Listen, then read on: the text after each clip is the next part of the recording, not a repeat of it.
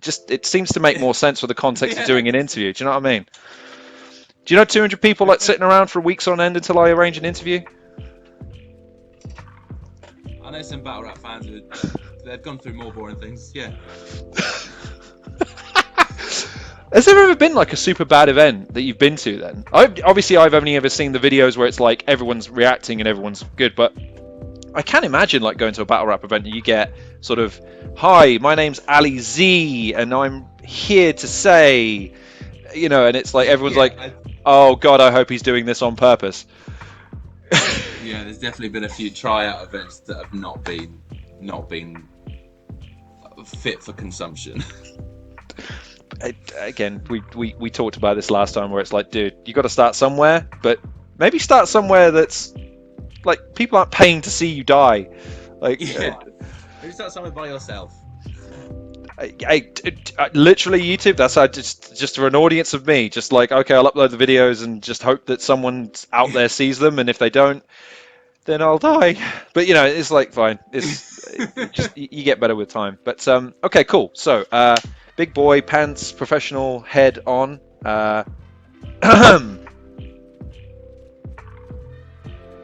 Hi, everybody. That definitely isn't forced. Lauren Risley here, host of the Halcyon Show. How you doing? Who's? Oh my God! It's only Shuffle T.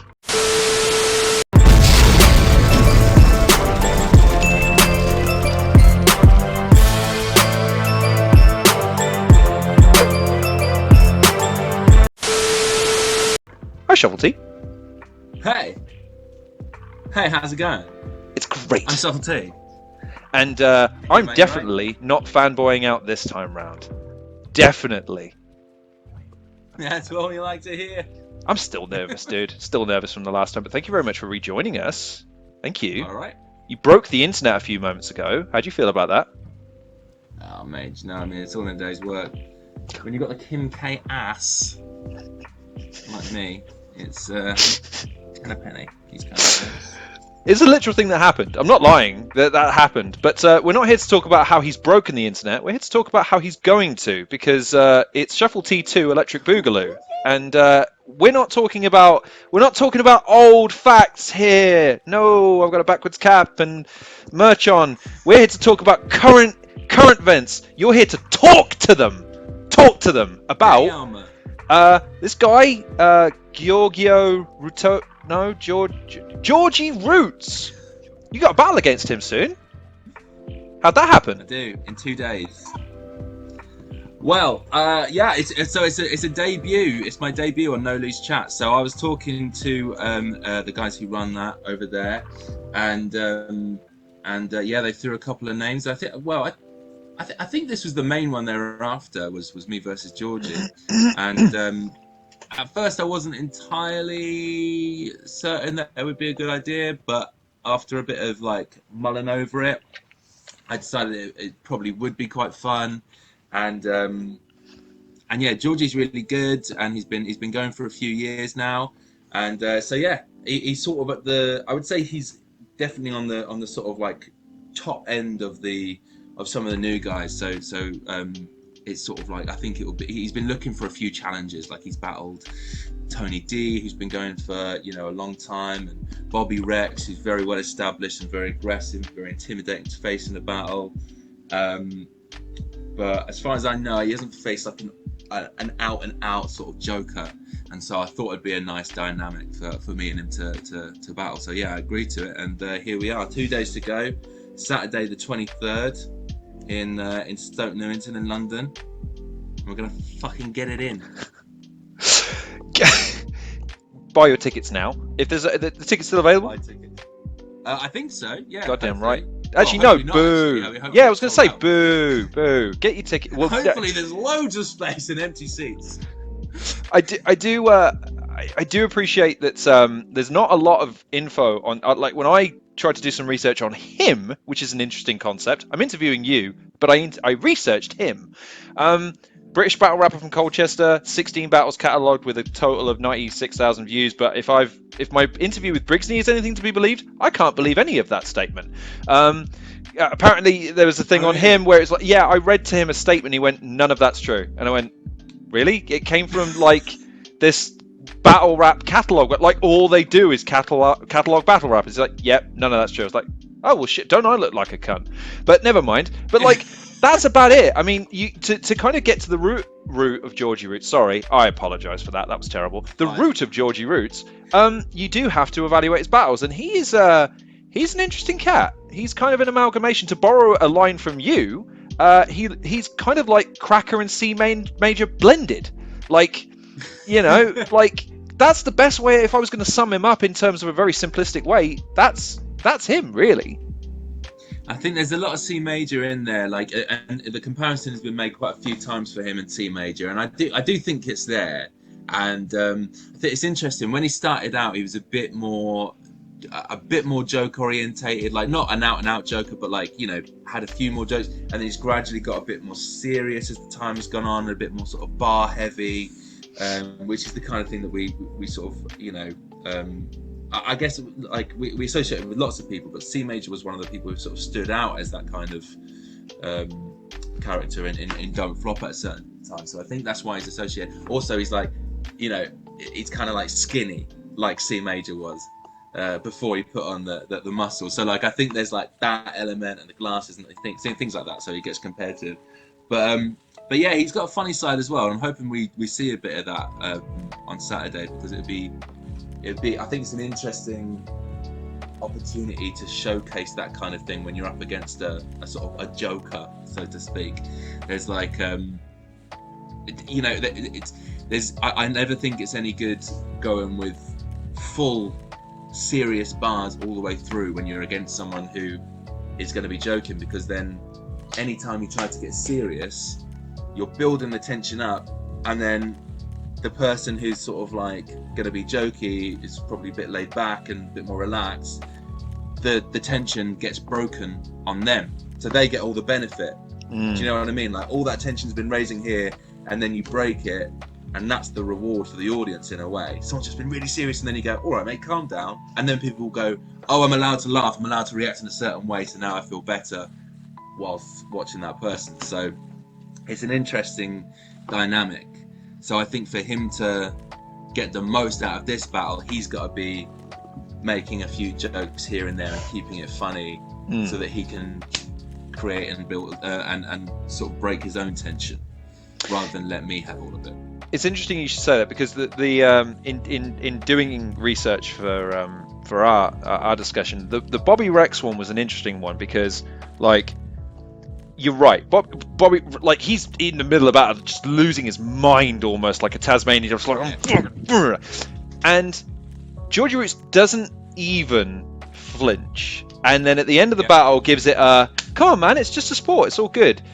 But in the midst of the battle, he is kind of like, there's a bar or a scheme in there where he's talking about his brother that passed away, and he flips almost to the third round from Bobby Rex, where Bobby Rex is trying to use that against him, but then he flips it back and makes it a respect thing.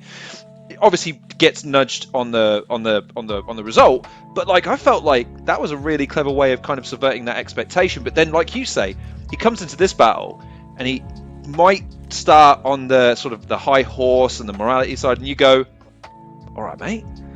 And suddenly he's up against it, but you've got to think he's going to anticipate that too. So then it becomes a thing of, do you anticipate the anticipation of the anticipation?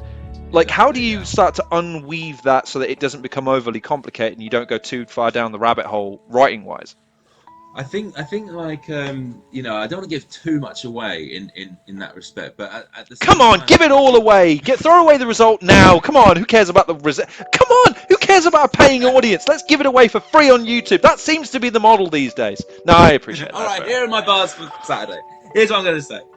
I think like, I think basically what it comes down to is like, you've really got to be in a real, it's like a sort of passive mode when you're there on the day. So actually the writing, I think, is basically going to be the same kind of thing that I usually do, which is a bit of a mix, but, you know, mostly on the joke stuff, a bit of sort of conceptual stuff, and some, you know, trying to be aggressive and things like that, or like, you know, get annoyed on stage. But like, really, what I think maybe is something that doesn't necessarily come across when you're watching a battle passively, is that you've got to be passive in that moment to know how to adapt to what's happening there and then. You can't predict peaks and troughs of writing from that other person to you. You don't know whether, you know, Georgie could end his round on a big joke that makes everyone laugh, or he could do it on the best bar that he's possibly got, or he might just end it on something that sounds like it's meant to round off, that's sort of, you know,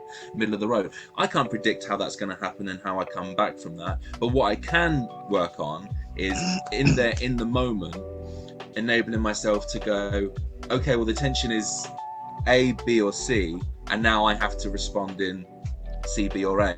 And so I think it's about the performance on the day, and the facial expressions, and how much you sell the stuff, and how aggressive you go with it. Because you can make a joke aggressive, and you can make something aggressive feel jokey. Yes. It's just about how you sell it, and how, you know, what's called for at that time. So I think in terms of not knowing where the battle's going necessarily, and all these sort of, like I say, the peaks and troughs of tension building, you just have to allow yourself on the day to sort of go, right, I know how I've rehearsed this a million times and I've done it, you know, the joke is very jokey, but actually I think it calls for a different kind of approach in order to get the most out of what the room feels like right now. So yeah, I think really and truly it's about working with the audience to make sure that wavelength is felt by as many people in the room. Because really, I always think that a battle isn't really you versus the other person. A battle really is you versus the audience, and trying to pull them onto your side. 100%. Make them like you. Make them agree with you. Make them think that your points are better, or that you're a funnier person, or that you're cleverer than the other person. You want them on your side. You're just vying for the audience's attention. You know, it's like a desperate kid trying to get their parents' attention. Like it literally is that. I mean, that's why we're all so fucking childish and messed up. But like that's all it is just sort of going, I want as many people in this room to think that I'm better. So you're not really against the other person. You're trying to win over the crowd. So it's like, I think when you learn about that dichotomy, which I think does take a couple of years to get down in your head, you know, you're not truly against the other person. I think as soon as you start to understand that and learn how to draw in the crowd and make them agree with you, that's when you start learning more about performance and learning more about tension building and waves of mood and things like that. So, and storytelling and narratives, and, you know, what do people like to see. So I think that's kind of where I've been for a while. And I think when you've been doing it as long as I have, which is 10 years, there's a secondary part to that, which is just, it's not just the audience in the room on the day, it's also people who are like following your journey as a whole. So then you need to start doing what you've been doing passively and, you know, reactively, but then you also have to do that on a larger scale and keep people interested in coming back to see your stuff, because you're doing new things every time. So, you know, then you might start integrating a new thing that you haven't done before, and sort of, you know, mixing your style up and seeing what works and what doesn't. And this is going to be an interesting one, because although I've got 10 years worth of performance and 10 years worth of people following my narrative, I've also got a battle rap league that I've never battled in, so a bit of a new audience. So I'm going to have to sort of bring new people in, and also appease a group of people who are looking for some kind of consistency from me. So yeah, I think it's going to be an interesting one. And so you heard it here first, folks. He's going to open with a mum joke and then talk about how rich he is for 15 straight minutes. Oh my days, I can't wait for this. Oh my is it? Just tell me one thing. Just tell me one thing. Is it a good mum joke? And is the crowd going to have to say, how fat is she? All right. Yeah, it's all freestyle. It's in Detroit, and it's going to be really cool. Oh my days. There's nothing more cringy than when someone does that. It's like, man, this is all off the top of the head. and then I'm going to use the wordplay that I used to practice with over the last couple of months. It's oh, dude, you're killing me with this shit. Especially when people bring that shit up in a debate, like, nah, man, he freestyles everything. Does he? Does he though? Yeah. Oh my days, that's hilarious. Okay, well, okay, without giving anything away, then. I mean, again, in trying to look at Georgie Roots, I mean, the two comparisons I drew was against Frost and against Bobby Rex because same league, different caliber opponents and different sort of premises and settings. It's going to be a completely different one again, so there's not a lot you can draw. But his repertoire does seem to be pretty wide. I mean, in Frost he was doing mum jokes, closer to Luna than Pedro, but like he does smile a couple of times. He makes a reference that you're too boring to research against his opponent. Very self-referential and diminutive in his appearance and his humor. But then against Bobby Rex, kind of comes out himself a little bit. Yeah. When you're thinking of, he's adaptive. He's this is the thing. I mean, because I didn't know much about him. I've seen a couple of clips of him again in the lockdown period of our lives when we were just getting clips of people on the street rapping, and that was cool. But again, in head of a crowd and the head of again a new league, and yeah, he's faced, because you're right, Tony D was an opponent that he's faced recently. But like you say, you kind of come into these things with an inbuilt audience that is already kind of giddy to see you. Do you think he's going to be able to contend with that well enough, or do you think you're going to be able to utilize that sort of that inexperience against going against someone like you, which Bobby Rex has got a following and Tony D's got a following, but I think like they're there to see if they can do it, whereas like people know you're going to be funny, people know you're going to kill it, so like there's this already electricity about an anticipation of a Shuffle T battle. Not that I'm bigging you up too much. I'm not comparing you to The Rock. I'm comparing you to The Rock. He's The Rock, ladies and gentlemen. I am the Rock. You are The Rock. You're electrifying battle rap. It's I think like I don't know, like I think that people expect a certain thing from me, so there's it's very I don't think there are as many people who do what I do as maybe there are, some other ones are just sort of like the best version of that kind of thing. As opposed to sort of like the only person doing that kind of thing. So I think Bobby Rex and Raptor tried to emulate you and Marlo to a large degree in your doubles battle, and it's still. I know you guys in an interview afterwards said, "I think they won." Man, no, you guys were on. You were so polished that day and so great. It's a very close one, but I think that was like a really good approach from them, was to sort of like not go for this sort of. Again, they could have gone so aggressive, and then it would have just everything we said would have just hit 10 times harder. And so I think that they knew exactly what they were doing with that approach, which was really good. But I think like but they can't compete when you guys are like you guys were getting reactions from like the one that sticks out to me is when Marla's just going, oh, he's aggressive and angry and and that gets a reaction, even when like there's a bit where it's like cuts to the judge and you both point to Raptor, go Ella, when you have that kind of a command over an audience. Like I said, I'm not saying that those bars were killers or game changers, but I am saying that the fact that he's coming up against you and you're going to have that, new league, new audience to a certain degree, but people are going to look into you. They're going to be like, oh, so this is Shuffle T and this is what he does, and they're all going to be buying into you. Do you think that you can utilize that to your advantage, or do you think he's going to find a new element to his game? Well, I think so. So he's established in that league and he's had a few battles there, so people are going to know what to expect from him and be expecting a certain thing from him. Gotcha. If people have, so I think that could be an advantage or disadvantage. Just like the more the audience know about him, then the more that I can draw from to make them laugh, because I'm taking a look at someone they like, so it makes them they're more behind it. It's like more like roasting than it is bullying. Yeah. Like I think it's going to be interesting, because if people don't know anything about me, then it could be potentially jarring, because it was a bit jarring when I started out, like when I was doing jokes and being all silly.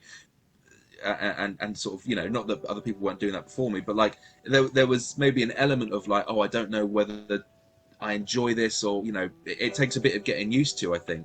And so it could go in one of two ways. There could be enough people who already know my stuff that they start that this, maybe it's 50-50 and 50% of the audience are laughing and getting on board with it, and so the rest of the audience bleed into that, and then everyone starts laughing. Or the complete opposite could happen, where because 50% aren't laughing, this 50% feel a bit awkward, and then it starts getting a bit crickets when I do a joke that maybe is like a bit close to the bone or a bit too silly or whatever. So I think it's really hard to predict. I'm hoping that obviously I'm hoping it goes the first way, and that starts to bleed off. And what's good about a battle rap 9 times out of 10 is that the people on stage, the hosts and the or not not always on stage, but the people closest to the action are usually the hosts and other performers, and people kind of emulate the reactions that come from that area. So if the host is laughing loads, then everyone will feel like this must be good, and so I will allow myself to laugh more, if I wasn't sure about it, and then you get more bought in. So I'm hoping that kind of opens up a bit of an avenue. But yeah, I mean, I'm talking about it so technically and going in and out of there's this and this and all these kind of different ideas, but really it's just about feeling it out on the day, and just you can't prepare for it. And this is the odd thing about battle rap. I think I've probably said it before, but it's you can only practice the thing by doing the thing live. You can practice at home and you can practice with your mates, but what you're really practicing for is the day when you do it in front of people. And actually, when you do it in front of people, that's practice. When you do it live in a venue where people pay, that's practice, because you're getting better at the thing. But you can't just go to an underground comedy club with 50 people there and practice a battle rap and sort of sharpen up the bits that aren't. So you have to have one opportunity to see how it goes down, and so you've just got to allow yourself to just be a passive interpreter of the energy that's coming from the audience, and just work so quick.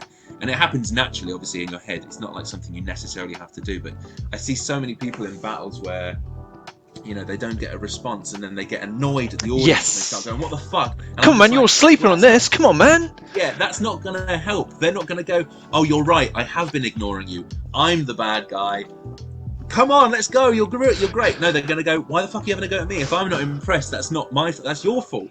And then, or it's no one's fault, it's just the energy of the day. So do your best job to try and turn that around. Don't have a go at the audience.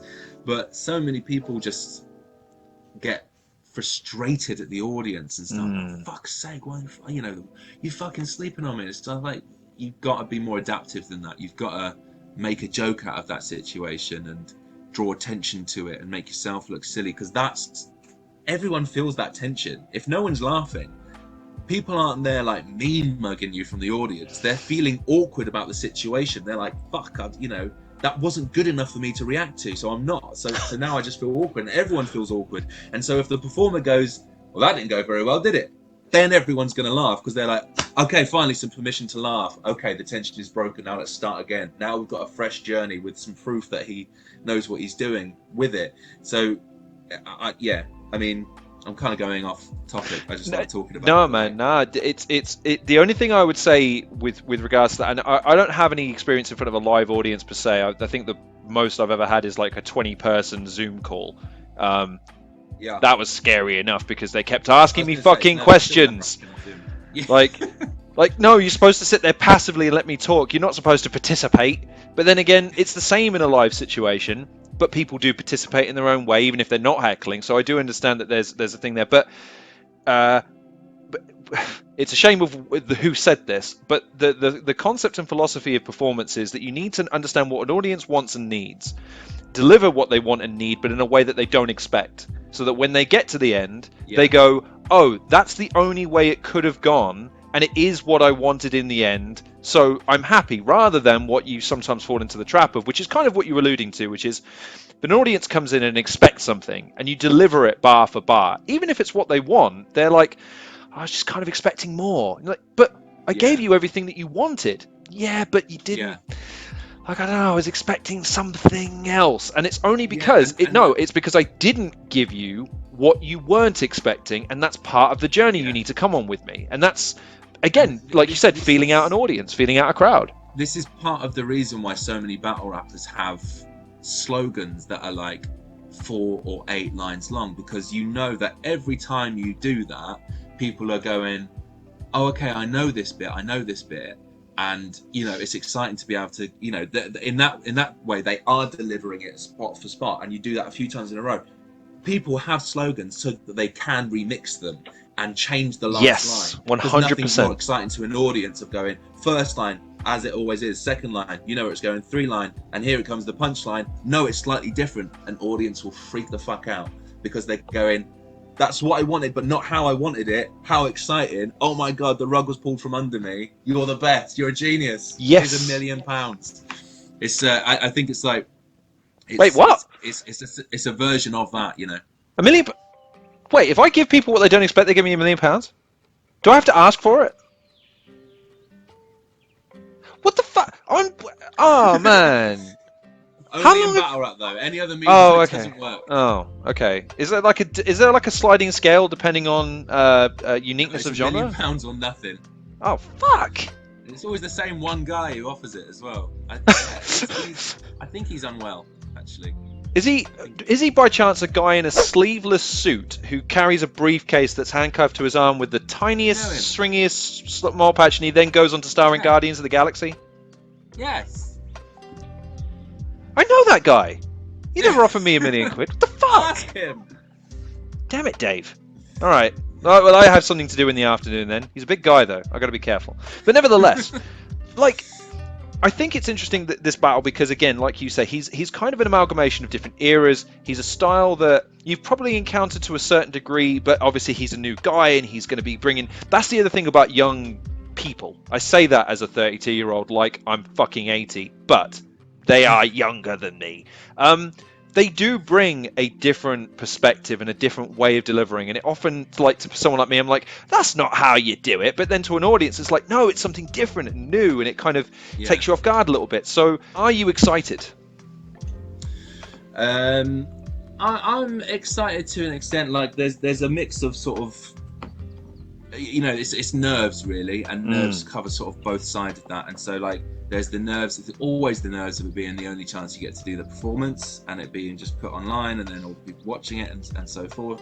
And like my last battle I had, I you know, stammered and choked towards the end of the first round and sort of, you know, got caught out. And so there's that sort of hanging over me.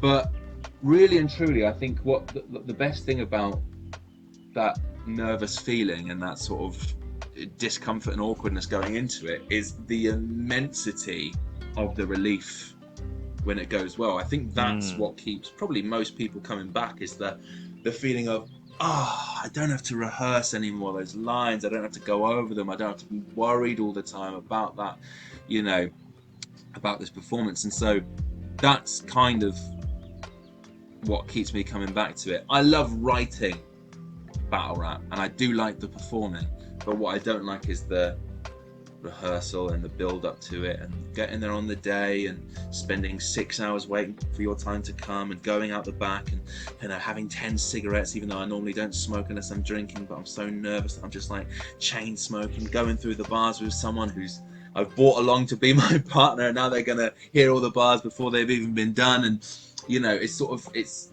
that side of it is horribly uncomfortable, but the excitement comes from, like I say, the feeling at the end of that battle where you shake hands and then you go, oh, done, and it feels like you're a stone lighter. It's amazing. Is there a particular example of that where you felt that elation at the most, or is that a pretty consistent feeling throughout every battle you've had? It's pretty consistent, but the 2-on-2 with Scapegoats, I really felt it because wow. I didn't know what kind of approach they were going to get, and I thought they might get like really up in our face and really hyper aggressive. So because the audience was so on side for them, and they were, you know, they were on side for us as well, but like they really rallied behind both teams. It just, like, all that build up that had been going on for I want to say months, and me and Marlo sort of like relying on each other, so there's extra sort of tension there, or not tension, but like, you know, nerves and build up and emotion and stuff like that. It's not just counting on yourself, you're relying on that person, they're relying on you, and so it's sort of doubly going on. And that feeling when that was done, I basically just wanted to like fall on my knees and just go, oh my god, that felt amazing.